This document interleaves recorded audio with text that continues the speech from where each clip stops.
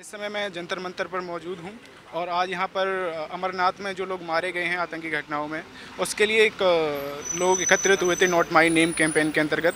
तो हमारे साथ इस समय मौजूद हैं कविता कृष्णन मैम।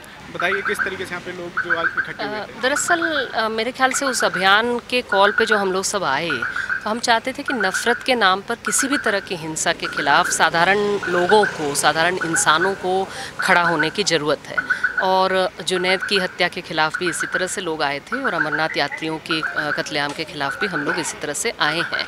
और हमको लगता है कि जिस तरह से किसी भी घटना का इस्तेमाल करके फिर उससे और नफ़रत और हिंसा भड़काने की जो कोशिश होती है, अमरनाथ में ये भयानक घटना घटी है। अब उसके बहाने आप सोशल मीडिया पे देखिए तो नफ़रत भरी बातें और हिंसा भड़काने वाली बातें, साधारण कश्मीरी नागरिकों को निशाना बनाने वाली बातें, इस सारे जो नफ़रत का चक्र है उसे तोड़ने के लिए हम लोग आए। मैम, जब 28 तारीख को यहाँ पे कैंपेन हुआ था नोट माई नेम नाम से, तो लोगों की ये कहना था कि ये लोग जो इकट्ठे हुए हैं वो केवल मुस्लिम जो हत्याएं हो रही हैं उनके खिलाफ हो रहे हैं, जो हिंदुओं की भीड़ के द्वारा हत्याएं हो रही हैं उनके खिलाफ नहीं हो रहे हैं। उनका जो ऐसा आरोप था।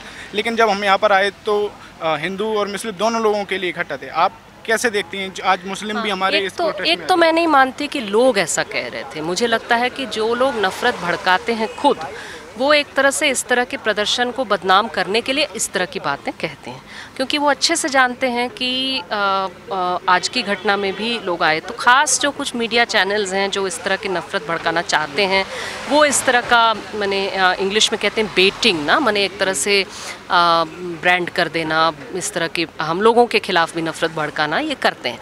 मुझे लगता है हमें उनकी फिक्र नहीं, हम उनके लिए कर भी नहीं रहे। हम चाहते हैं कि सादा करें, एक भी मीडिया चैनल अगर ना आए तब भी हम इस प्रदर्शन को इसलिए करना चाहते हैं क्योंकि हम चाहते हैं कि साधारण लोग, जो नफ़रत वाली बात उनके पास व्हाट्सएप से आती है, उनके कान में कोई डालता है, तो वो उस समय दीवार बन के खड़े हो जाएं कि मेरे से आगे ये बात नहीं जाएगी और मैं तुरंत उसका मुकाबला करूंगा या करूंगी, ताकि वो जो नफ़रत वाली बात है वो कितनी माने उसकी सच्चाई को, माने वो कितना झूठा है उसको तुरंत वहाँ दिखा देना, नफ़रत को पूरी तरह से नकार देना। ये अगर हम ज़्यादा तादाद में करेंगे तो ये देश बहुत बदल जाएगा। जैसे उदाहरण मैं आपको दूं कि अमरनाथ यात्रा वाली बात में भी वही जो बस ड्राइवर था उसका नाम सलीम शेख था, ठीक। बंगाल में जो घटना हुई, 17 साल का जो लड़का है जिसका फेसबुक पोस्ट था आपत्तिजनक पोस्ट वगैरह को लेकर के ये था, उसके घर पर जब हमला हुआ तो उसको बचाने वाले उसके अमीरुल चाचा थे, मकसूद चाचा थे, जिन्होंने फायर ब्रिगेड भी बुलाया।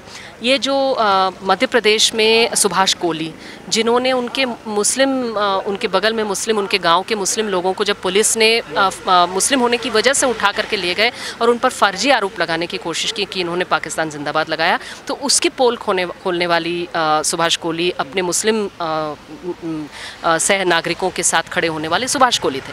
ऐसे लोगों को मुझे लगता है हम लोग ताकत देना चाहते हैं। हम उनको बताना चाहते हैं कि आप जैसे और लोग पैदा हों।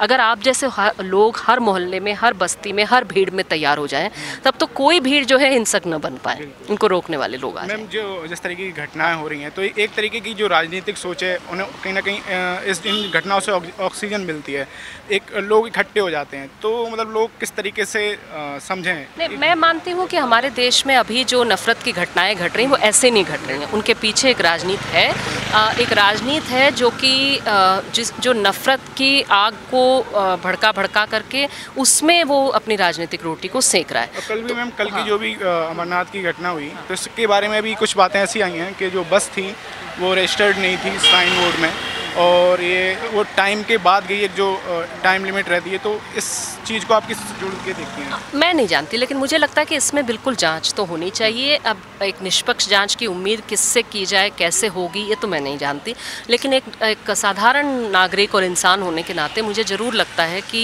एक निष्पक्ष जांच की ज़रूरत है।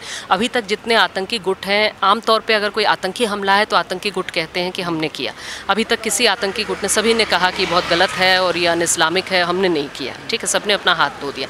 तो सचमुच में किसने किया, क्यों किया, इन सब चीज़ों की जांच करने की ज़रूरत है। मुझे लगता है मेन चीज़ हमें याद रखना चाहिए कि ऐसी घटनाएं कोई भी करता है, आतंकी गुट करे, कोई और करे, कोई संगठन करे, ये लोग जो हैं ये नफ़रत भड़काने की मंशा से कर रहे हैं। इसलिए इनकी मंशा को अगर हमें ध्वस्त करना है तो हमें नफ़रत इसके नाम पे, इस तरह की घटनाओं के नाम पे नफ़रत भड़काने की जो भी कोशिश है उसे तुरंत रोकना चाहिए। प्यार मोहब्बत की बातें करनी चाहिए और मेरे ख्याल से आम नागरिकों को, किसी भी समुदाय के आम लोगों को किसी खास घटना से कभी नहीं जोड़ना चाहिए।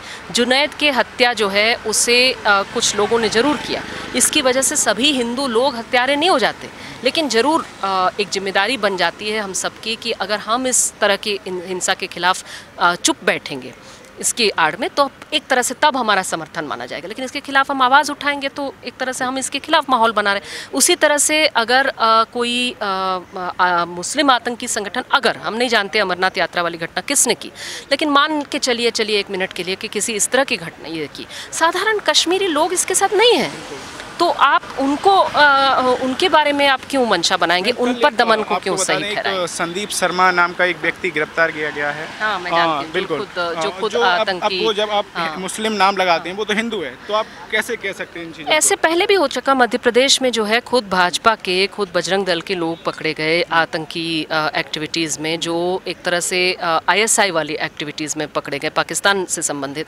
तो मुझे लगता है ऐसा क्यों है, थोड़ा सोचने की ज़रूरत है, क्योंकि इनको भी तो राजनीतिक फ़ायदा मिल रहा ना उससे। वो हिंदू मुस्लिम खेल करके इस देश में हिंदुत्व की राजनीति अपने आप को ताकतवर बनाती है। उसी तरह से पाकिस्तान में लोग हिंदू मुस्लिम खेल करके, या बांग्लादेश में वहाँ की जो कट्टरपंथी ताकतें हैं, मुस्लिम कट्टरपंथी ताकतें, वो अपनी ताकत बनाते हैं। तो हमारे देश में, क्योंकि ये हिंदू बहुल देश है, इसकी वजह से यहाँ पर हिंदुत्व की ताकतों का इस तरह का बोलबाला बनने की हमेशा एक खतरा बनता है। इसलिए मुझे लगता है कि हम लोगों को ज़्यादा सतर्क रहने की ज़रूरत है और इस तरह की किसी भी नफ़रत की राजनीति, किसी भी बहाने हम कहें कि नफ़रत और हिंसा नहीं चलेगी, चाहे एक बहाना कुछ भी हो। तो मैम, ऐसा आपको लगता है कि कितने दिनों बाद हमें ये चीज़ें देखने को मिलेंगी जब हमारे बीच से ये नफ़रत की आग खत्म हो जाएगी? अब देखिए, हम तो कोई भविष्यवाणी तो नहीं कर सकते, लेकिन मुझे उम्मीद ज़रूर लगती है, क्योंकि जब लोग 3 बजे रात को बुलाए गए प्रदर्शन में, इतनी बारिश में भी लोग चले आए अपने तरीके से, तो उससे तो उम्मीद तो हमेशा लगती है। आज कश्मीर में भी नागरिकों ने प्रोटेस्ट किया, कश्मीर के लोगों ने वहाँ प्रोटेस्ट किया, कश्मीरी नागरिकों ने, कश्मीर के लोगों ने वहाँ प्रदर्शन किया है श्रीनगर में, तो अमरनाथ यात्रा के लोग, यात्रियों के पक्ष में। तो मेरे ख्याल से ये सब उम्मीद की किरण है। तो ये आपने देखा, हमारे साथ कविता कृष्णन मैम थी, इन्होंने बताया कि जो नफ़रत की एक राजनीति की जा रही है वो जल्द ही ख़त्म होगी, और उम्मीद ऐसी इन्होंने जताई है कि जल्द से जल्द ख़त्म हो। लोग जो हैं, आप तैयार हैं कि जो हमारे बीच नफ़रत भरी है वो रात के 3 बजे भी आने के लिए तैयार हैं, प्रोटेस्ट करने के लिए। कैमरा मैन नितिन के साथ मैं विक्रम, नेशनल दस्तक।